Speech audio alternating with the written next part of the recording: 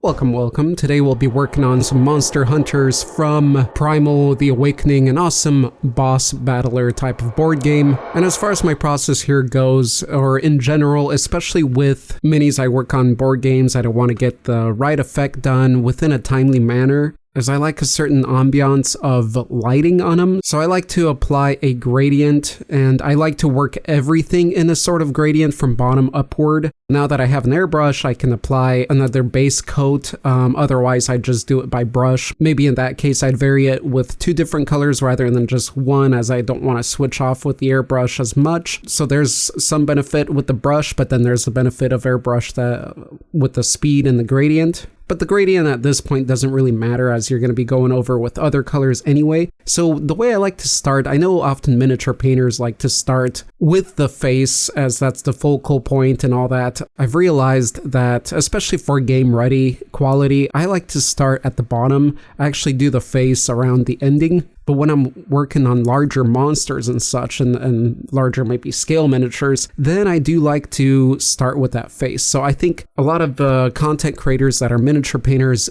do start with the faces because they often use bigger models. They often showcase busts and larger scale. And that's also for you beginners out there curious why their paint jobs are always so amazing. It's because they're using larger scale models. A lot of them, but not all of them. There's really awesome painters out there that do use smaller scale and they still look amazing. But next time you're watching the miniature painter, be sure to pay attention to what scale model they're using. Like these guys right here, they're your basic 28 to 30 millimeter scale. So I like to start from bottom up because I start with the darkest and move my colors and brightness going upward, the topmost of the miniature being the brightest. So I like to set the grounds with the darkest colors, and that's why I start with the boots and stuff and get those tones down, and as I work upward, apply more color, more layers, more brightness, and details as well, as they will be more visible in brighter areas.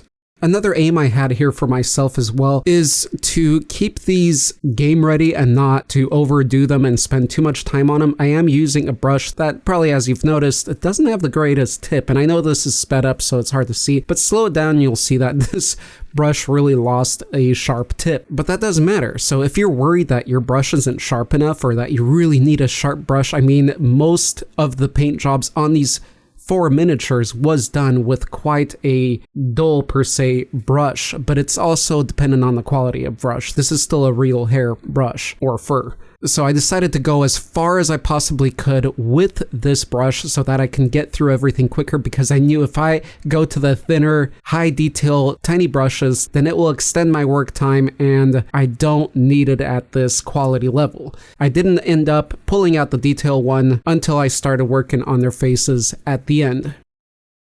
Also, my process of working through these was by color. So first I'm going to look at which color am I using and apply it to every miniature as I go. So basically browns and tannish browns and such I already had on my palette from a previous paint job, and they worked for the boots and pants and such, so I started with those browns and then proceeded with grays and yellows. So basically going by color and then working through each miniature rather than spending all the time on one miniature to finish. I do it by what paint I have available and work through the 4 of them. So if you're batch painting, that's basically how I would go about it. And I think if you're watching videos out there, that's what a lot of painters are doing. It makes sense with the process. It keeps things interesting too as you're switching between models, and it makes sense with the paint that's always in a drying process.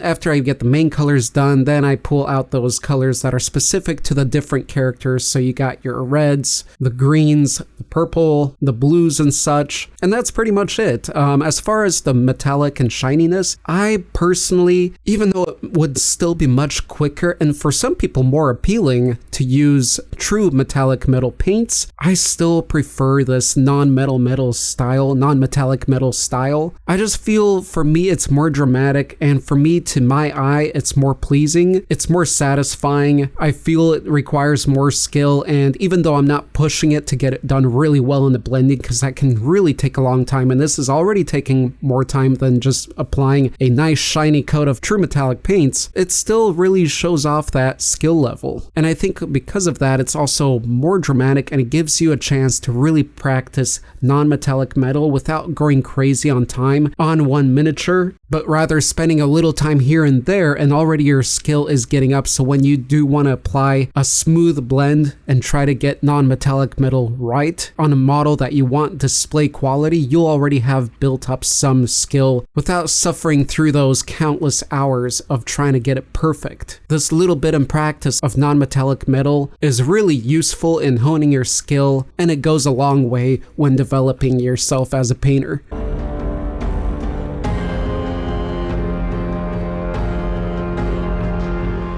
Oh, and as a final note, I did also apply the gradient on the ground. Usually I leave the whole bases black, but if they have some terrain, as these ones do, I made sure to make a gradient not going upwards, as that's not very possible since it's such a short range of distance in that direction, but rather going in the gradient to the back. And in general, I do leave things a little darker on the backs of even these smaller miniatures as well, but it's not quite as drastic as you'd see with the bigger ones. And of course, I leave a black edge on the bases and apply some glossy varnish for that to make them nice and shiny just at that area, as I like the look, but also glossy varnish is typically more protective than, say, matte varnishes. So it's a win-win for me in that case. Anyhow, with that, here's the grand monstrous reveal. Of course, they're not monsters, but they are quite monstrous, as you do have to be if you are hunting giant monsters out there. Usually I don't talk about my process or offer advice, as I don't think my viewers really watch these for that, but you know, sometimes there's new viewers or different viewers, or maybe someone will catch something here or there that particularly speaks to them.